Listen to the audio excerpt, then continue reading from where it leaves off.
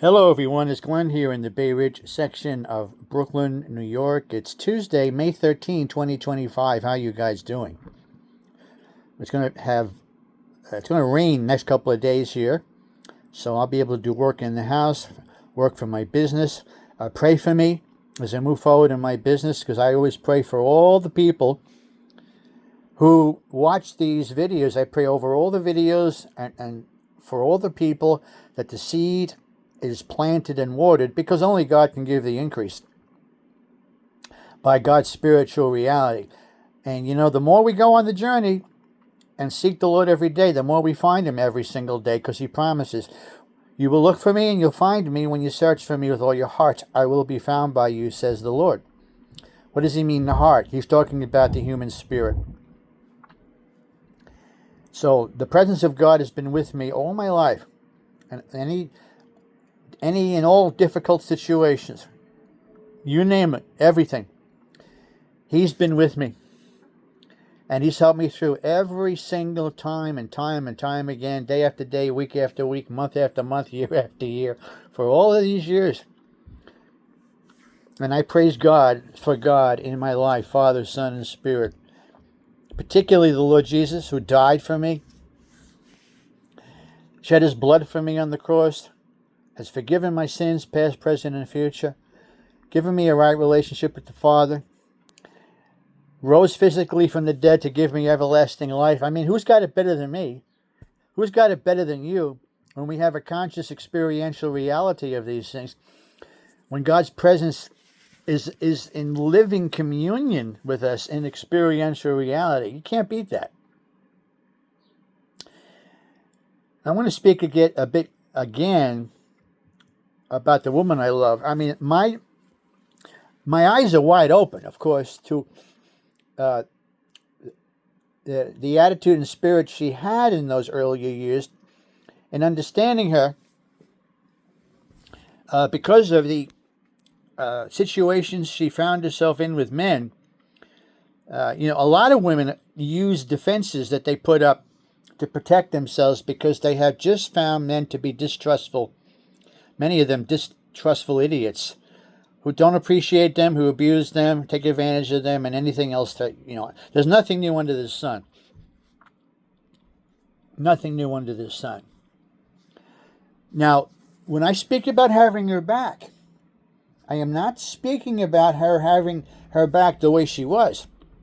I'm talking about a whole 180-degree spirit change, an attitude change that I've been saying for years and years and years was going to be the case. And that would be the only reason I would want her back. It may be surprising to people to say it, but I don't want that same woman the way she was. I would not want her in my life, ever again. But I want the same person, without the same spirit and attitude and the way she was in those earlier years. And she has to appreciate me. Another reason God got us apart is that she wasn't appreciating what she had with me in those earlier years. And He wanted us apart to work on me, of course, and to work on her as well. Not only to heal her from her past, but to help her understand what she had, so she could really learn to appreciate. In fact, I remember saying this to the Lord a number of times in those earlier years. I said, "Lord, she's got to appreciate what she has with me." But she couldn't. She couldn't appreciate it because, first of all, we never really had a relationship, number one. Even though she told me that she knew I understood her, she told me I was a great guy. When was the last time we were in a relationship? But because we didn't develop a relationship, yes, we were friends. To the degree we were friends. But because we hadn't developed a relationship, and she wasn't able to let go in her soul of all that happened to her from other guys, that became the roadblock in her soul to not be able to stay with me. It became the roadblock. It really had nothing to do with me. It had to do with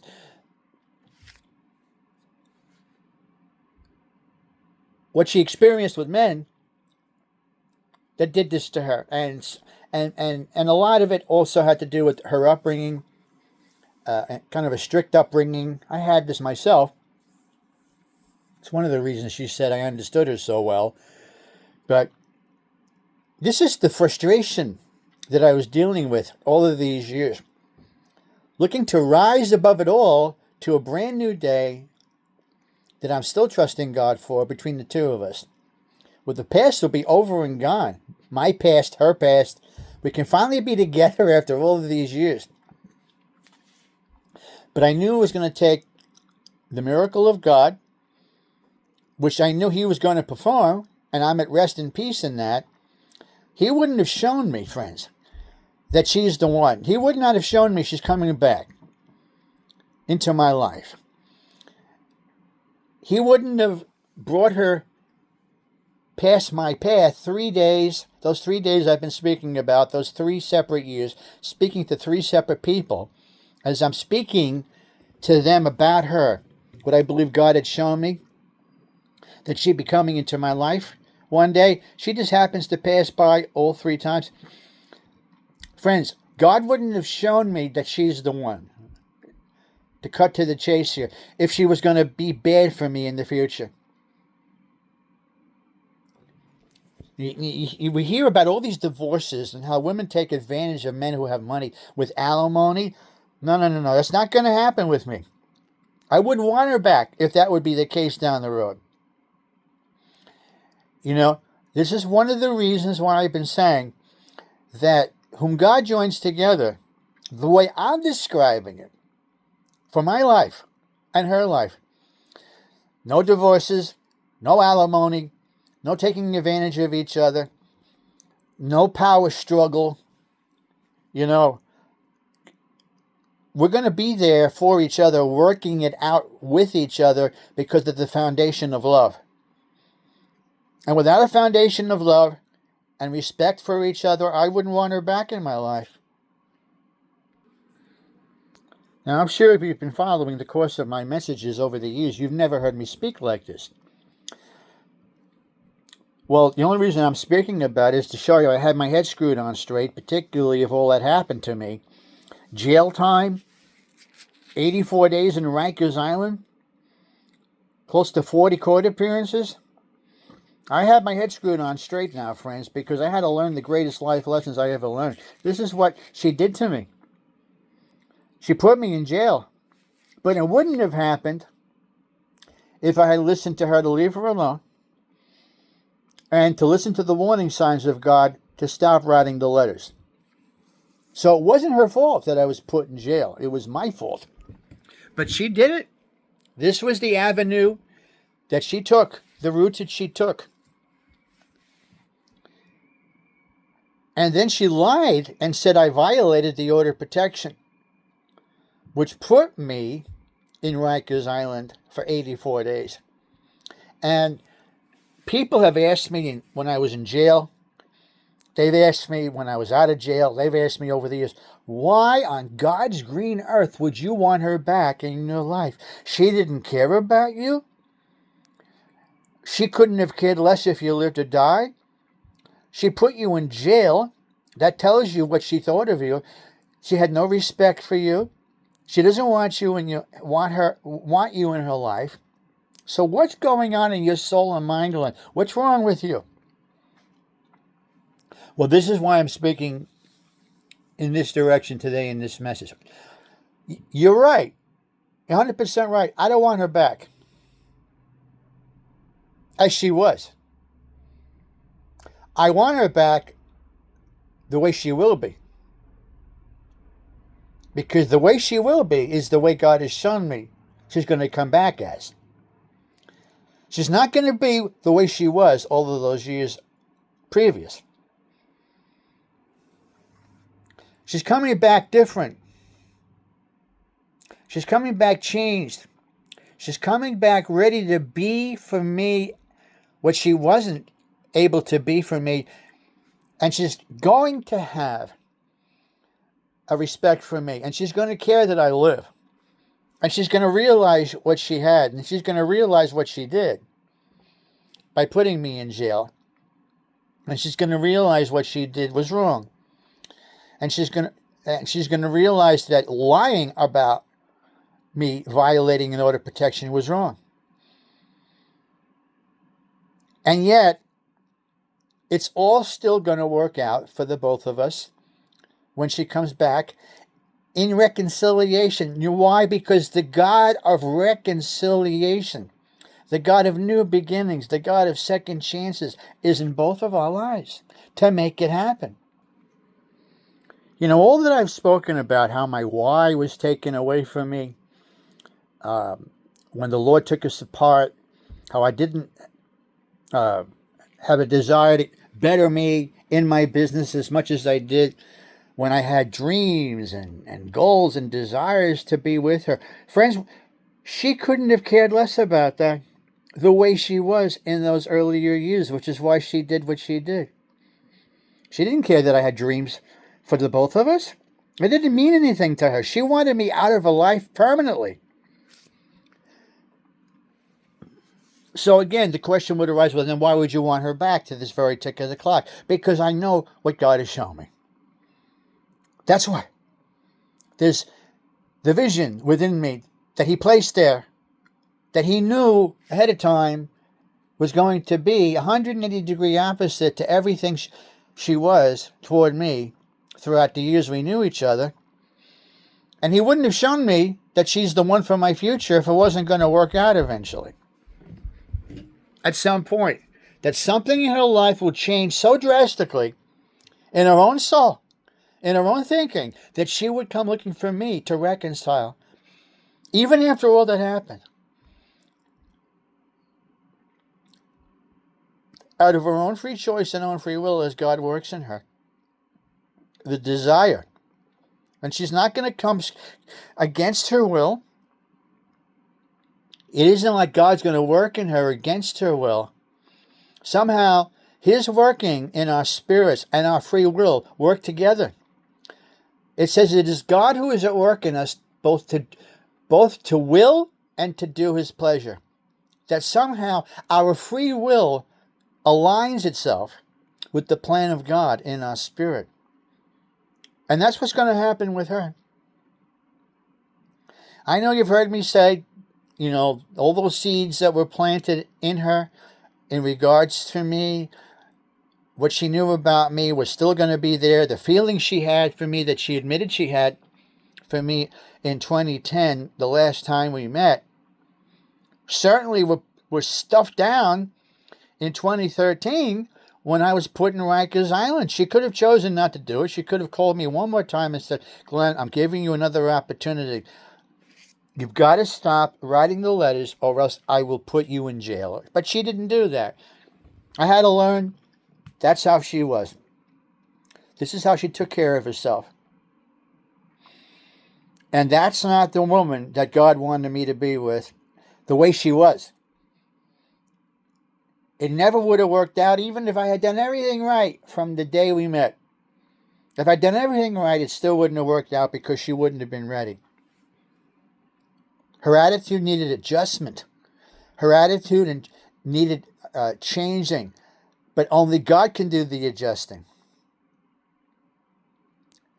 Now, it reminds me, there was a sign on 86th Street, a subway, outside on the street level some years back, right where she used to live. I walked up the block, I saw the sign, and you know what the sign said? Your future has been adjusted.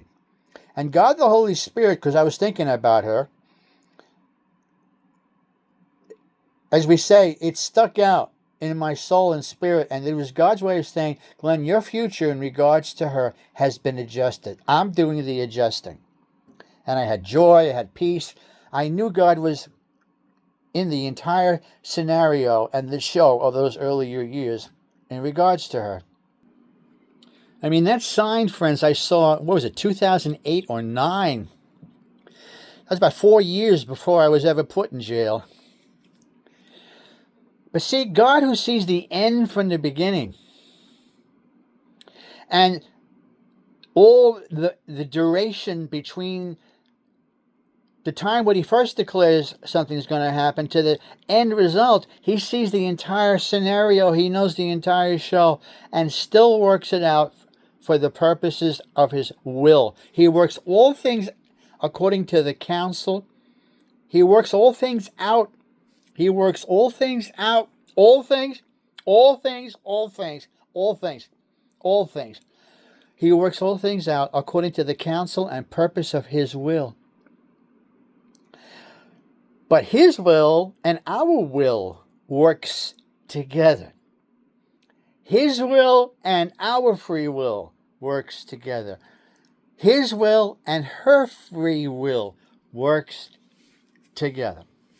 What have I been saying? She's going to come looking for me out of her own free choice and own free will, not just for any other purpose except to reconcile. And since God's living word to me is that my future with her has been adjusted, that just doesn't mean our relationship. It means our finances. So what am I worried about in terms of finances? Just because I have, right now, less than $100 to my name, yes, I have income. But this is the way God has designed it. I had wanted, even with the years that passed when she was not with me, after the Lord blew on us and blew us away from each other. You know, Glenn, what you brought home, what you wanted to have with her in those years, I blew away. And boy, did I know it. Many are the plans of a man's heart, but the Lord's counsel and purpose, that's what stands. So my purposes, my plans, my goals, my dreams, my desires with her in those earlier years were not going to happen the way I wanted it, because she wasn't ready.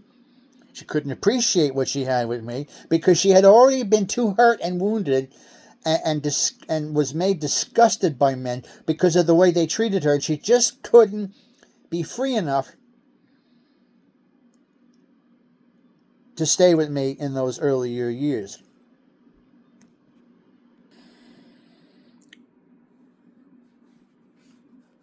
It was in 2008 when she started to call the police on me multiple times. And the police, the detectives that she was speaking to, I understand, were asking her, well, because she was saying that she and I were friends. So they said, well, why are you calling us? You're telling us that you're friends. So what's the problem? Well, every time he sees me in the street, he wants to talk to me. He said, well, you've allowed it to happen in the past. What's the problem now? She really couldn't give them an answer. You know, but yeah, that's when it began. But she was doing this. And so she had gotten used to doing it with somebody that I believe she met in San Diego that was her boyfriend that really must have done a number on her. And so she started to use this as a means to protect herself. She didn't know what else to do. You know, it's really a cry for help. Help me. So she calls the police. Help me. Please help me. I need help.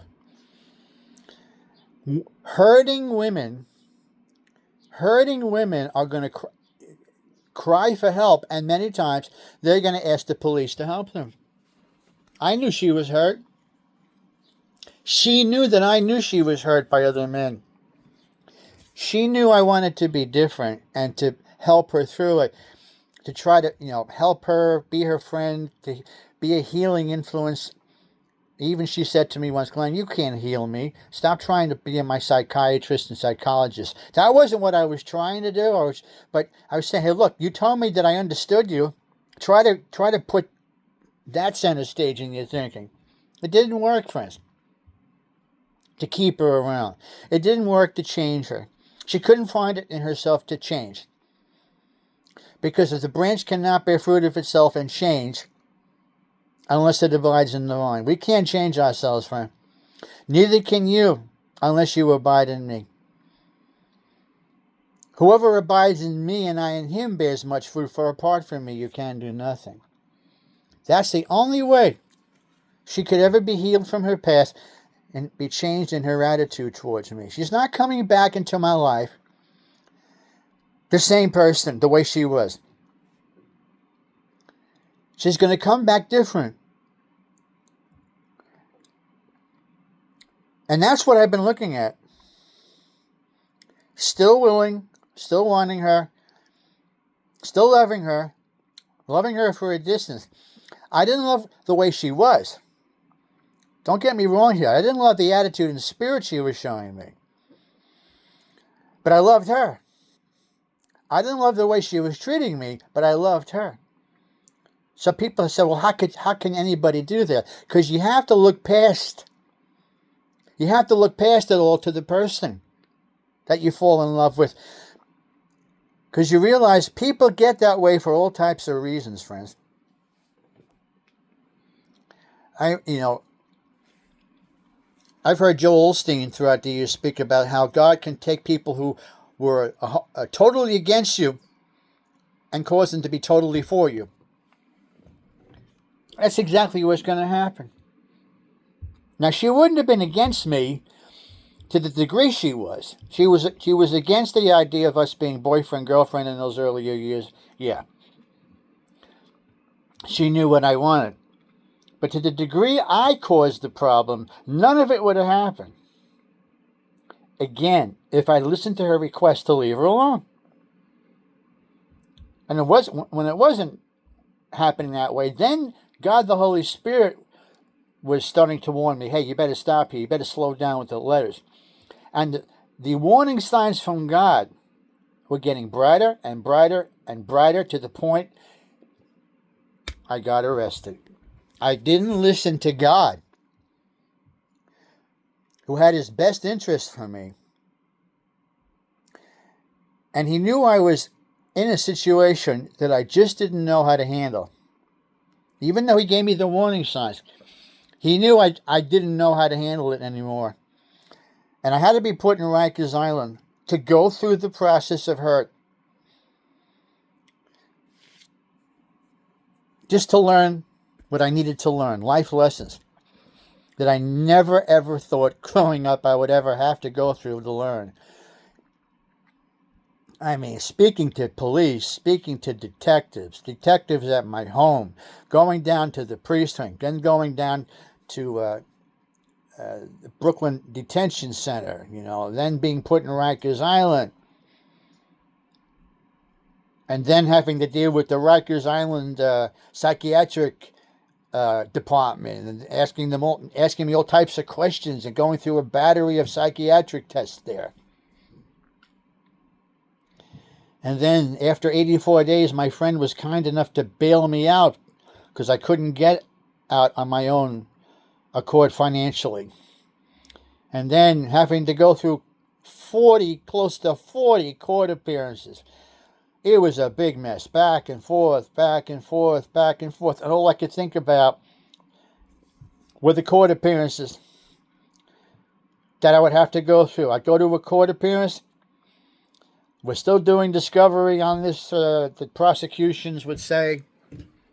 I had a court-appointed lawyer because I couldn't afford a lawyer. It was going back and forth. And then between court dates, all I could think about was the court dates. And I was living in trauma. In fact, I had even been diagnosed with post-traumatic stress and general anxiety disorder. It had gotten that bad in my life, what it did to me. It wouldn't have happened if I had listened to her to leave her alone and to God's warning. But it wasn't my fault that she was the way she was and hurt to the degree she was. That wasn't my fault. What was my fault, and had to own up to my reaction to the situation, was not listening to her to leave her alone and then God's warning signs. That was my fault. But it wasn't my fault that she had been hurt in the past.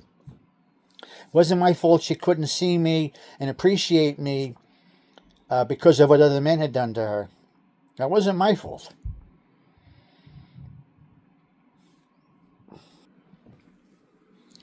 And when I was in jail, I said to myself, I'm going to sue the city to see if I can get some money And I even said to myself, I'm going to use that money to take care of her once she's back. I said, I'm going to trust God that what the devil brought into my life, and there was a demonic attack. I'll speak about that in a minute. I'm going to trust God to cause all this to work together for good. In April of 2013, as I'm praying about her, all of a sudden, in the spiritual world, I sensed this demonic entity around me. I felt it stinging evil, and then it left, and I sensed in the spiritual world it was going directly to her.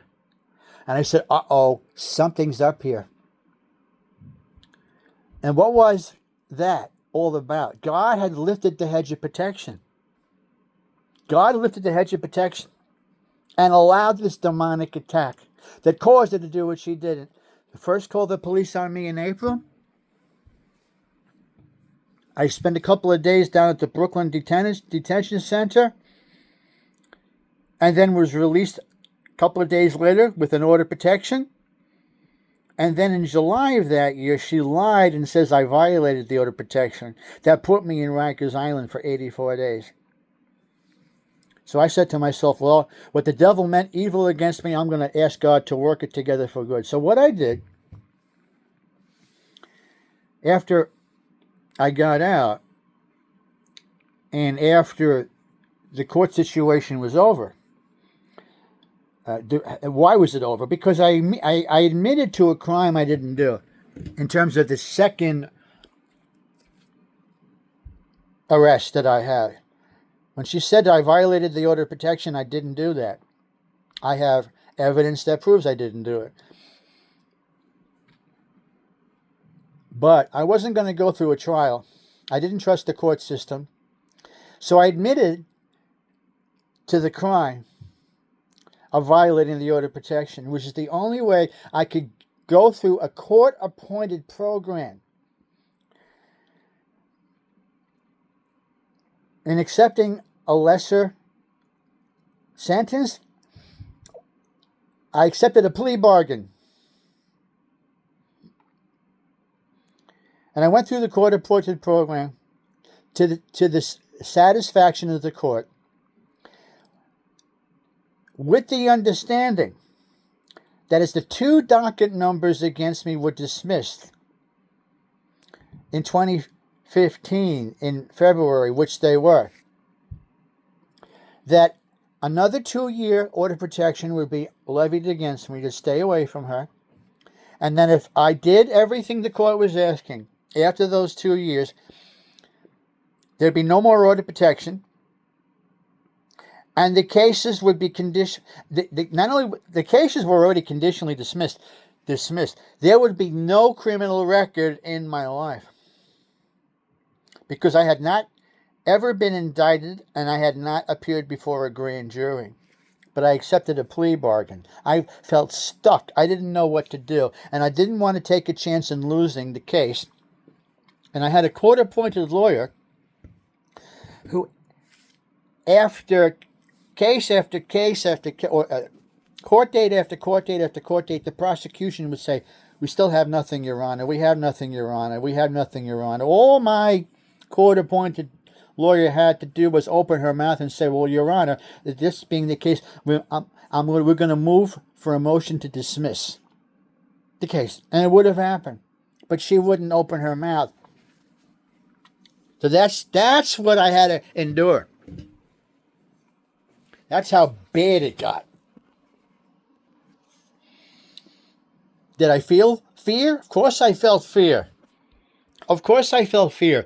Many times in between the court dates, even though I was released and home here, thank God he protected the apartment here and gave me a good landlord who was like my family, who kept the apartment for me until I got out of jail, and then gave me some time to pay back the back rent. That was God's blessing.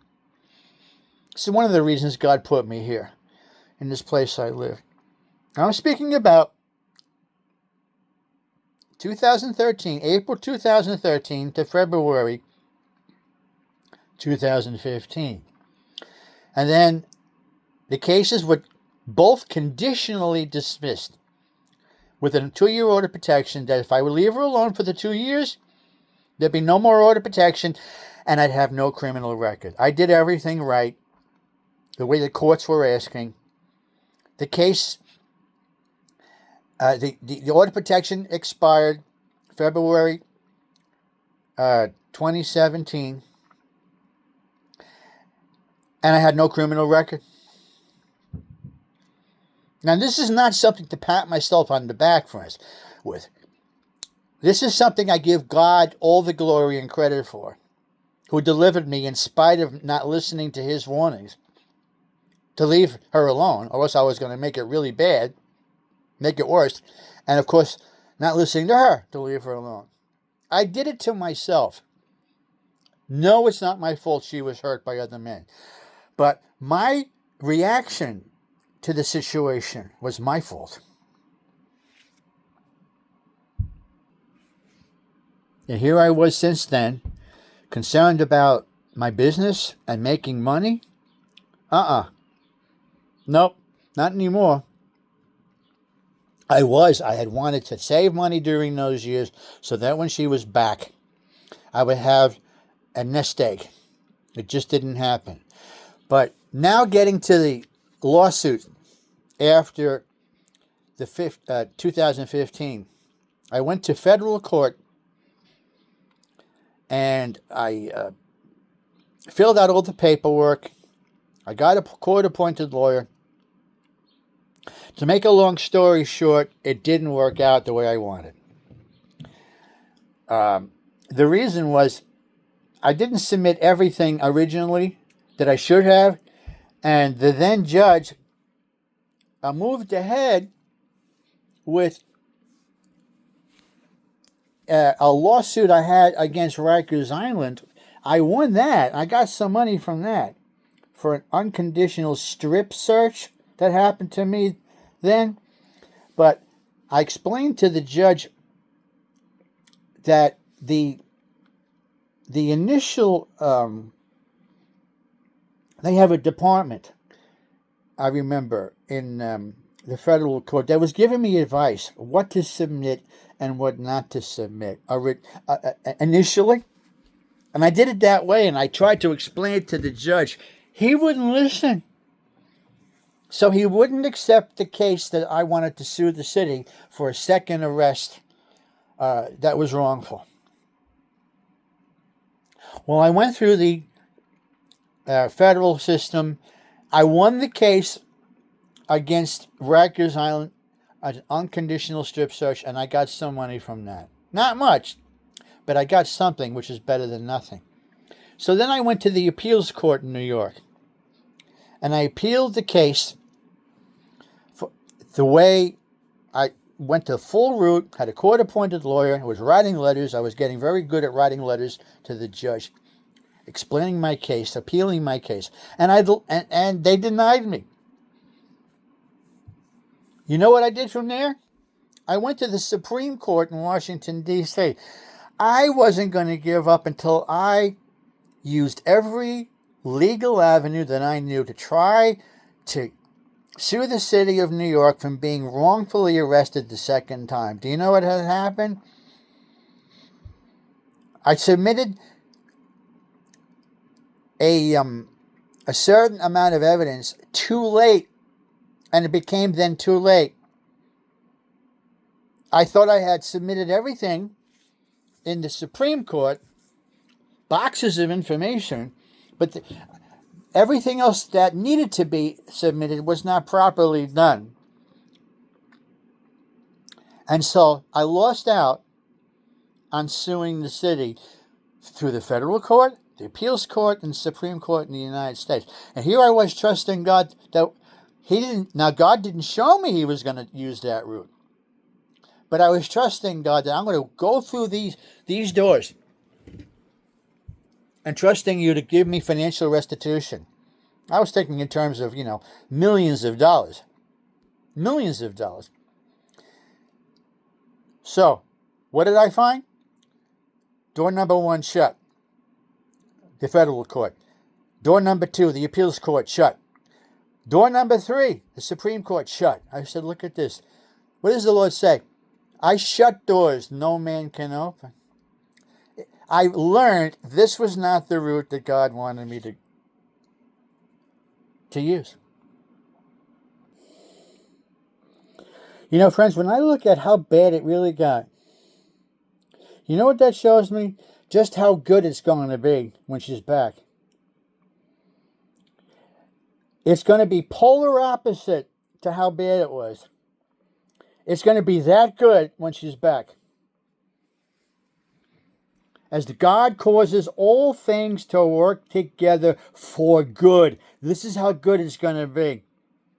To those who love God and are called according to his purpose. God, Father, Son, and Spirit did not deliver me from this entire ordeal except for one reason. Because he has loved me, therefore I will deliver him. I will set him securely on high because he's known my name. So God says deliverance comes because we love him, because he first loves us, and we've known his name. He will call upon me. Boy, was I doing that. And I will answer him. I will rescue him. I will deliver him. He delivered me from Rikers after 84 days. He was with me in trouble. He was with me in Rikers for 84 days.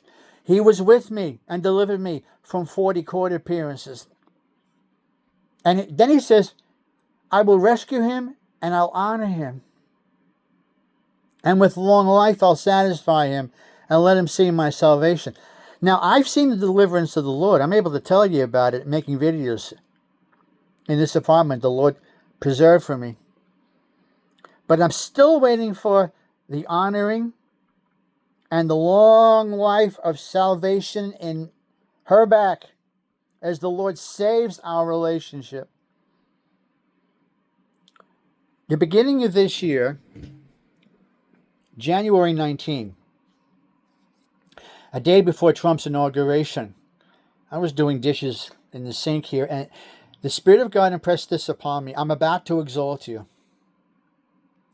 And I said to myself, that can only mean one thing. She's on her way back, and then financial prosperity is coming.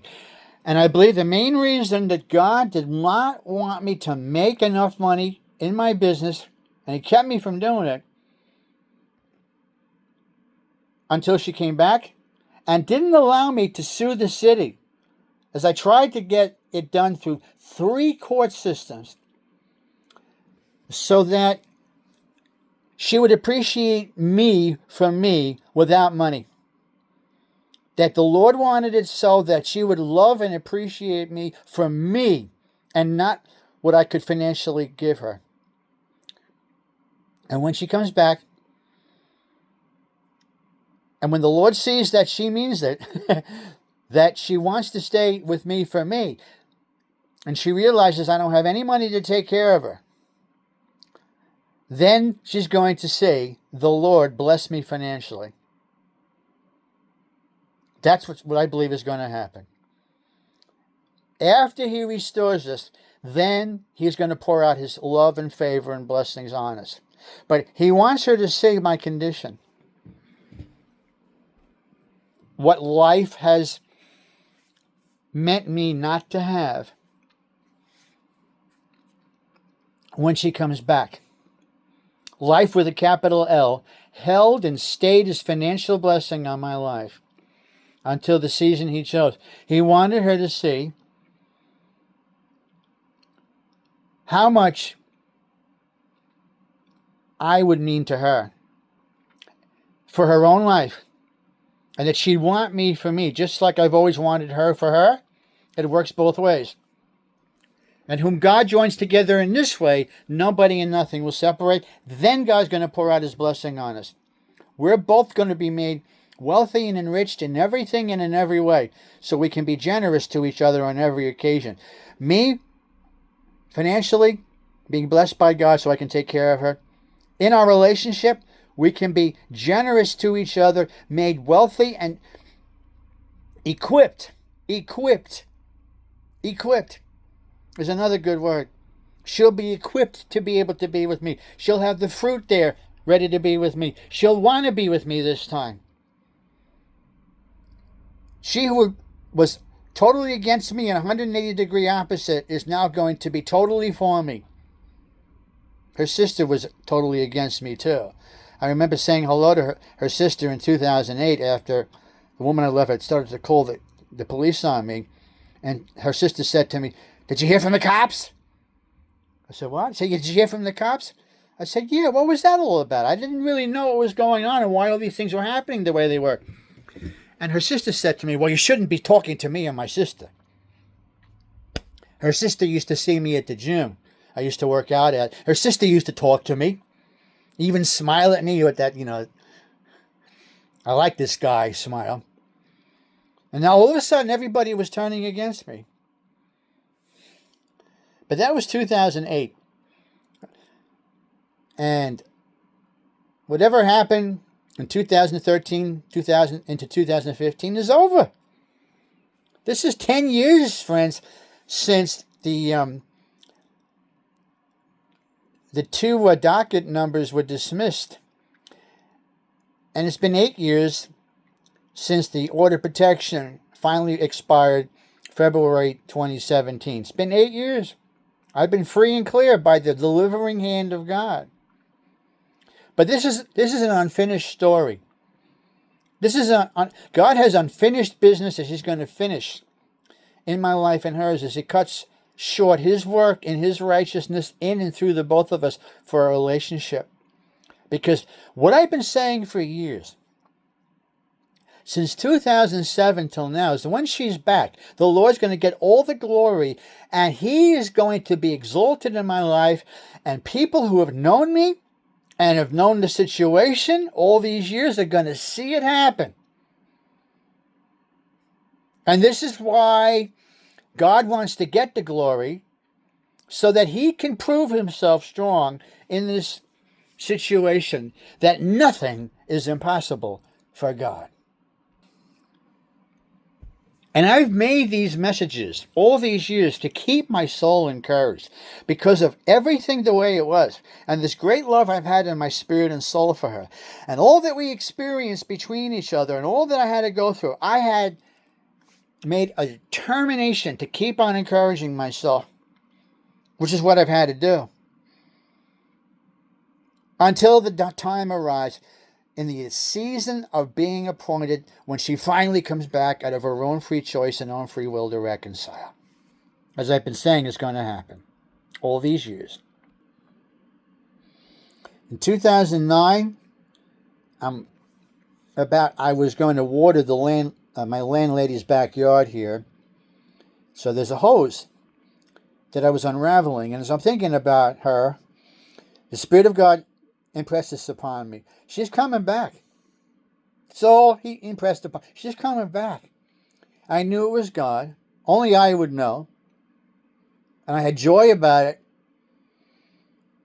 You see, when God speaks to you about your situation, friends, that you're concerned about, and you have relief that He's listening to you, come and pray to me and I will listen to you, or call upon me and I will answer you and show you great and mighty things you don't know. You start to have joy that He's involved in the situation you're praying about, that He's going to work it out.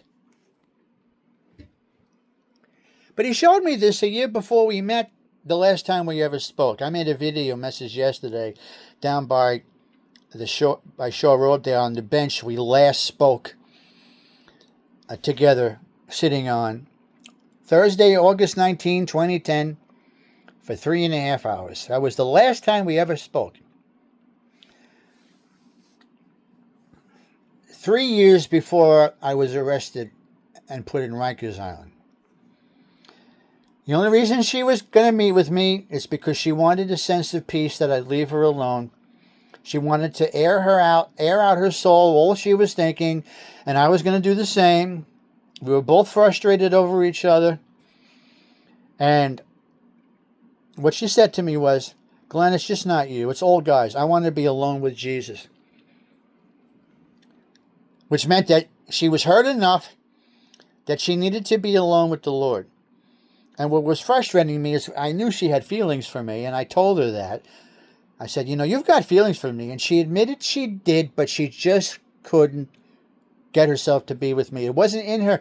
It had not been developed in her to the point, because she needed to be healed by God, and she needed to have God work in her the reality about me, that she couldn't forget about me, and the feeling of estrangement and all that happened between the two of us, and the desire would be worked in her to come reconcile, that can only come from God. After all that happened, well, even if I had done everything right and never went to jail and never went through 40 court appearances, the desire to reconcile still would have have been worked in her by God without me in the picture, so that she would have her own free choice and own free will come looking for me to reconcile. The problem was I got in the way of God's designed path. I got in the way of God's designed path for the both of us. So Glenn, what you brought home, I blew away. Boy, did I find that out.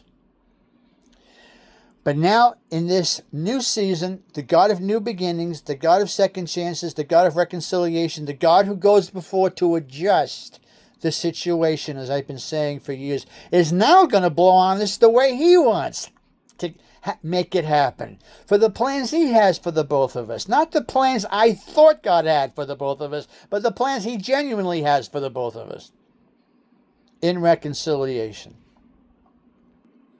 So not only did she have to get healed away from me by God in her life, I had to be healed for all I put myself through. Because I went through a lot. General anxiety disorder and post-traumatic stress. I had major cases of both of them in my life that I caused myself. So God had to heal me too. So these messages helped me to get healed in my healing process before she's back. That's why I make them. I make them for me. I make them encouraging myself in the Lord in regards to her. That no matter what happened, it's still going to happen anyway. But the only way any one of you could ever know is when you finally see her back and the financial prosperity in my life. That's why I say I don't expect you to believe what I'm saying is true until you see it happen. Because most people, when they hear something like this, are going to say, this guy's not playing with a full deck. There's something wrong with him. He still thinks he's going to get this girl. He's out of his mind. Well, that's why I give people the rein and the leash, if I want to put it that way, to say, look, I understand the way you're looking at this, but there's only one person who believes he knows what he's heard from God in regards to this situation with her, and it's me. Nobody else could know. Because he didn't show it to anybody else except me when it comes to what I believe God has shown me about her. He didn't show it to anybody else because it's not for anybody else. It's for me alone and for her when she's back in my life. This is why it says, when the vision speaks at the end, in fulfillment, the vision, Habakkuk 2:3, is for the appointed time, though it linger long, which means 18 years, since the Lord began to show me she's the one. I met her in 2002. That's 23 years ago, for the first time we ever met. Though it linger long, wait for it, because it'll surely come. I was willing to do that, even after all I did. Even after 84 days in Rikers Island, even after 40 court appearances, I was still willing to keep looking at the vision God gave me, because it was my disobedience to God and her wish to leave her alone, that I didn't listen, that got me in trouble. But I was still trusting God, who causes all things to work together for good, and that he doesn't take his gifts and callings back. The gifts and callings of God, friends, are irrevocable. All that I did to put myself in harm's way didn't stop God's plan for the both of us. It didn't stop it. The vision is for the appointed time. I wanted it to happen years before the appointed time, and that's what it was frustrating me to no end. And that's what got me put in Rikers. My plans God blew away, and he blew me into Rikers to teach me the greatest life lessons I ever had to learn. And then he got me out. He blew on me and got me out. And then he blew on me and gave me favor with the court system. But he blew away what I wanted to do through the federal court, the appeals court, and Supreme Court. No, Glenn, that's not the way you're going to gain financial blessings for the both of us. For the both of you. Okay, God, you're in control here. Many of the plans of a man's heart, you direct the steps. It is your desires and plans that'll succeed. I'm clay in your hands. I tried to make everything happen the way I wanted it, and it didn't happen. And I tried to make my business flower and prosper even when she was away, even after all the difficulties of what I had experienced in jail and in the courts, and then the court case was dismissed. I tried to make my business flower and prosper, and it didn't happen. So you've got something up your sleeve, your royal robes, that I still have yet to experience with her and with financial prosperity. Only you could bring it to pass. Faithful are you who have called me to this. You also will bring it to pass. Friends, even before I was ever arrested in 2013, I was saying that when she comes back, this will be the first time she ever contacted me, ever, for anything. And when she comes looking for me to reconcile, and she finds me so we can reconcile, I'm going to know she's never going to do anything to hurt me ever again. Because this is going to be the first time she never called me once on the phone, even though she had given me her phone number in those earlier years. She gave me her home number, her cell phone number, her work number. Call me. So I would call her, and yet nothing was really happening. It all had to be this way. God wanted her to see what she had with me, friends. And she appreciated it to the degree that she did, that I was taken away from her. She was taken away from me. God took me away from her. God took her away from me so she could see what she had eventually and want it back. Because you know what happens many times? We don't appreciate what we have until we've lost it, till it's gone. God wanted me to be gone from her life. So when she's by herself in those days without me, there were days would come, she would start to think about me. And she'd remember what it was like. And she was going to be remembering what she enjoyed. And what she liked about me. And she's going to miss that. Even after all she did. Which was my fault, as I said. It wouldn't have happened. Again, I repeat myself. If I had listened to her to leave her alone and listened to God's warning to leave her alone. But she's going to appreciate what she had. That's the only reason she would ever come back looking for me. The feeling of estrangement, the fact she's going to appreciate what she had and was lost, she's going to want back. And if this wasn't from God, God would have removed the desire out of her spirit and soul for me. She would never grow to appreciate me while we're apart. The feelings of estrangement would not be there. She would forget about me and move on. The only way she's going to come back, it would be God at work in her to do His will and His pleasure in and through her in regards to me. And then she's going to use her own free choice and own free will to go with the flow of God for her life. And she's going to come looking for me one of these days to reconcile. And that's when it begins. And she's not going to be anything other than good for me, because God wouldn't promise me somebody who's not going to be good for me in every way.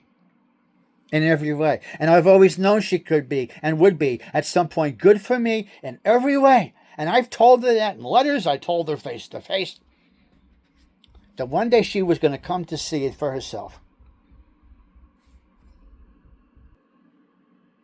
How often have I used the Barry Manilow song, "We Had the Right Love at the Wrong Time," in regards to her, that's exactly what God showed me was going to be like for the two of us. We had the right love at the wrong time. Guess I always knew inside that I wouldn't have you for a long time. Those dreams of yours, meaning without me in her life, are shining on distant shores. She wanted to remove herself away from me, and it was God's design that he would blow us apart.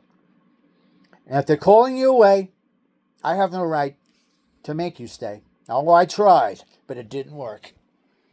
But somewhere down the road, I know our roads are going to cross again. Our roads of life, by God's creative design. It doesn't really matter when, but somewhere down the road, I know, and I've known since 2007, because God revealed it to me, that heart of yours will come to see that you belong with me. That's why he asked her the last time we spoke, would you be willing to ask Jesus if I'm the one he has for you? You say you want to be alone with Jesus. You're admitting you have feelings for me. So you're going to find out in the course of your life who Jesus is going to have you. She says to me, yes, that's true. I said, that being the case, would you be willing in the course of your life to ask the Lord, to ask Jesus, if I'm the one he's chosen for you? She looked at me. I know that no guy ever asked her that question before, that she had known. She looked down.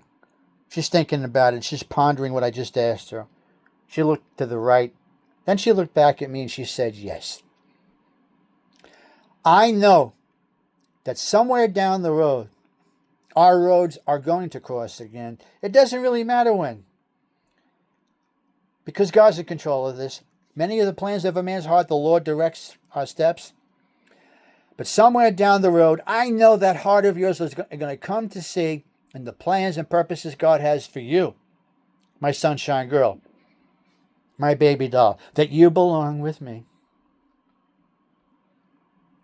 That our destinies are one. Our destinies are united. It's been predestined since the day I met her and I got to know her and God began to work in me. I knew long before she did that she was the one, that we were going to be together. And she saw I was this visionary type of guy, and she couldn't handle that because she wasn't ready to see it. In those days, she had not yet been fully prepared by God to know it or to see it. I heard after the first arrest in 2013, when I was in the Brooklyn Detention Center there for a couple of days, I finally appeared before the court lawyer, and I heard through the prosecuting attorney that she said to them, he thinks he's a prophet. And I'm sitting there, and I'm saying, Lord, I know what you've shown me, and look how she's reacting and responding. What she meant was, he thinks he's a prophet in regards to us.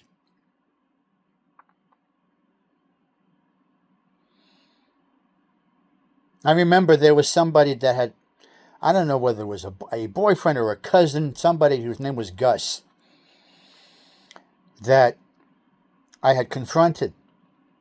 And I said, you shouldn't be in this apartment. You care nothing about her. You need to take your keys and get out. Because I was speaking it in terms of the vision. She was mine. Get out. That's what it was like in those earlier days. I said, you have no intention of marrying her or being with her. And he looked at me and he said, you think you will? He didn't know what God had shown me. So I had emailed her after we met in 2013. I said, you need to get this guy out of your life. Get those keys from him and get him out. I don't know who he was. Well, I found out he's gone.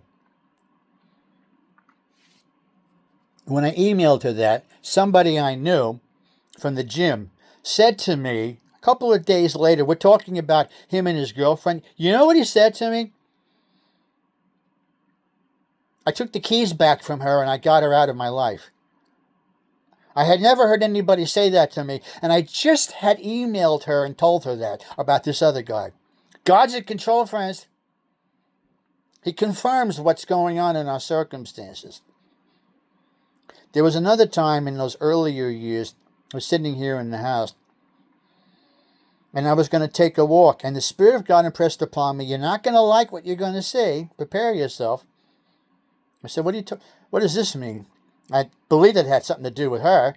But as I'm walking up the block here, I was going to go to the store or something, and I'm on 88th Street between Ridge Boulevard and 3rd Avenue. That was the block I grew up on. My parents' house.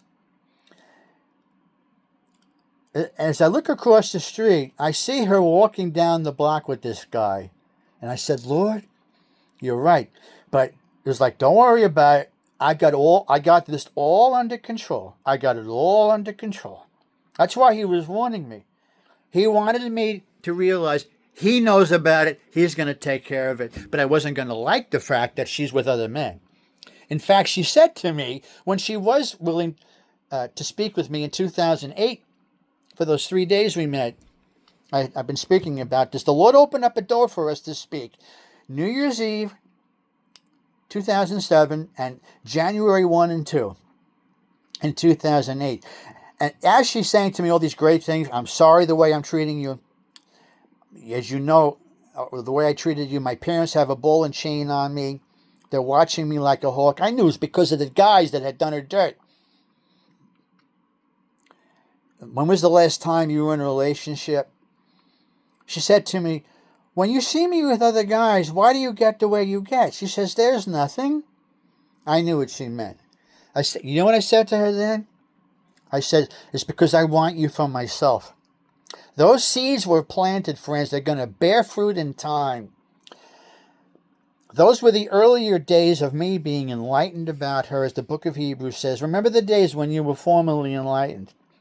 But the lingering long process that Habakkuk 2:3 speaks about, boy, I've had to endure that. And all that I went through subsequently. She didn't know that she was going to call the police on me. She didn't know I was going to put something in her hallway in 2008 that I meant no harm by doing, some pamphlets. And that's when she said, you know, I was willing to give you a chance. You violated my space. That was something about me she didn't like. And that caused her to not want to be with me. But it all had to be this way. Even if I had never done anything wrong, had done everything right to please her in every way, it still wouldn't have worked out. God would have made sure, I believe, that he would have gotten us apart. Until the appointed season where the fruit will be there. You know why? Because the fruit wouldn't have been in her. She wouldn't have been ready. She still would have been hurt in her soul by other men. She wouldn't have been able to be with me until she'd be healed in a way only God can do it. God knows how to take damaged plants, friends, damaged people, damaged animals, and reconstruct them and heal them.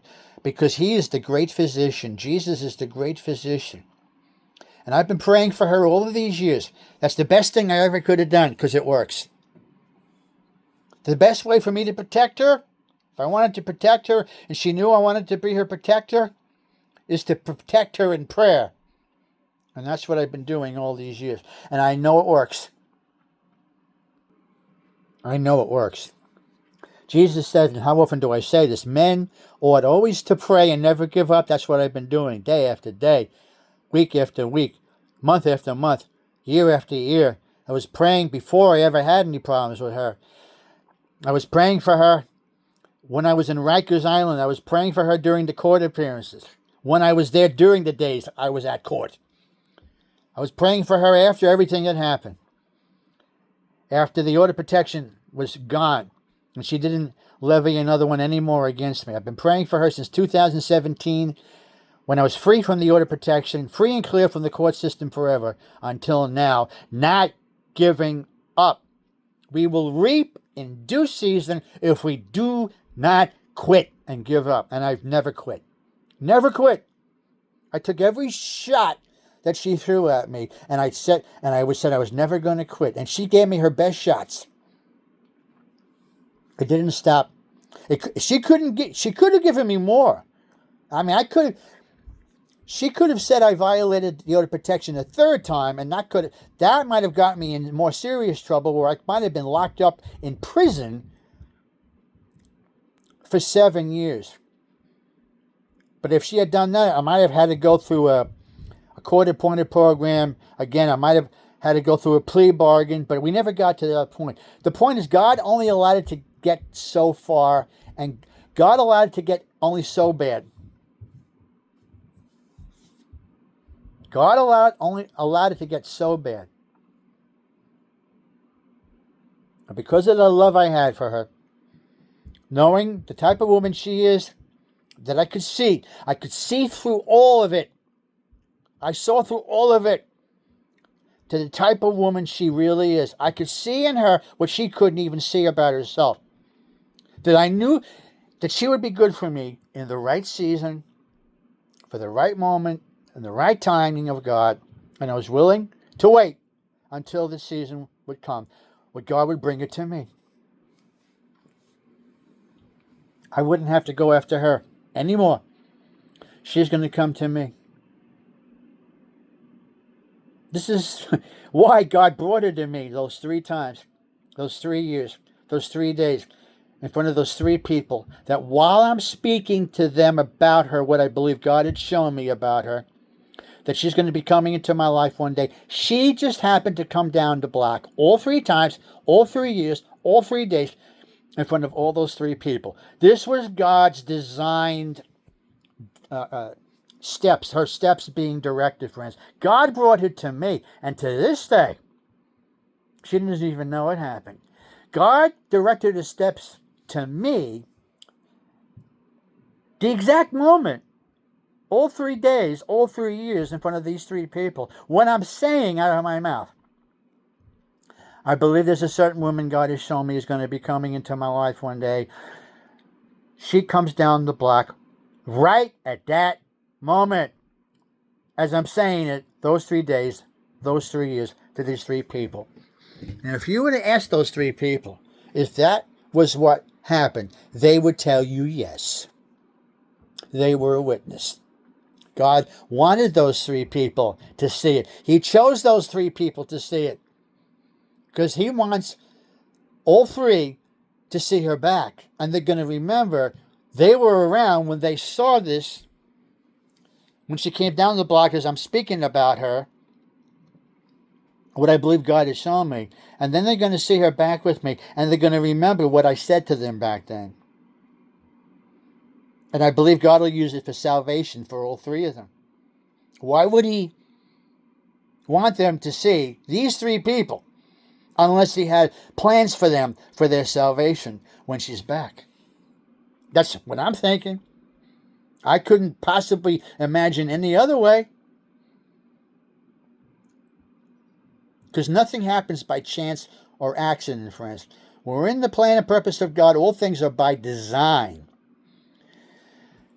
God's creative design. And because I've been through this entire show and process, I've come to realize all things are of God. All things are for my sake. Same with her. All things keep on working together for good to those who love God and are called according to His purpose. And only those who go on the journey can understand all this in conscious, personal, intimate experience. That all things are of God. All things are for our sakes. All things keep on working together for good to those who love God and are called according to His purpose.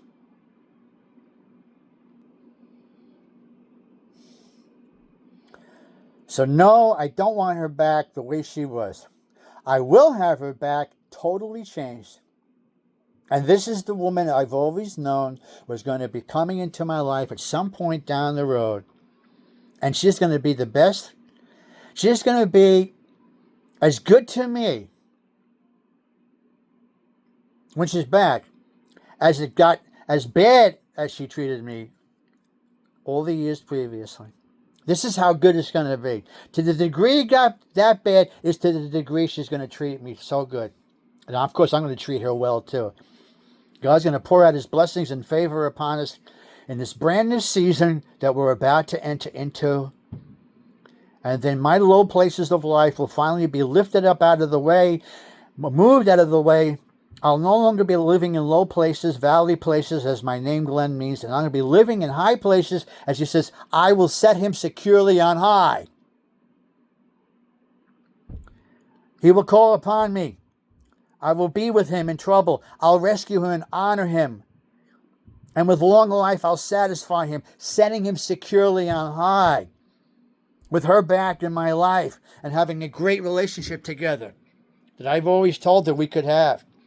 And he's pouring out his blessings on us, on our relationship, blessing our relationship, blowing on our relationship every day, that he blew apart until he was ready to blow us back together. Blow upon my garden, Lord, that all her fruits may come out to me. And I will show him my salvation.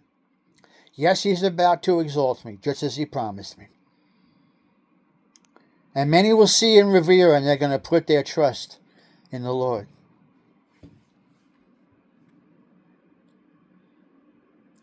Lord, as it says in the Psalms, when you brought back the captivity of Zion, they were like those who dream. And their mouths were filled with laughter and singing. And it was said amongst the nations, the Lord has done great things for them. And they said, the Lord has done great things for us. We are glad. I will say the same thing. As you use that psalm, when I made a video in regards to her in 2012, from that Psalms,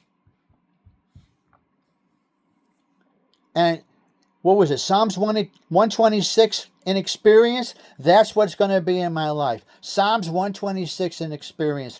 Many will see and revere what God does in my life with her back, and they're going to put their trust in the Lord. And they're going to say, for all that Glenn's been through, and all that he said, all these years, since 2007 till now, and she's back, and the financial prosperity is there, the Lord has done great things for them. And I'm going to say, the Lord has done great things for Glenn.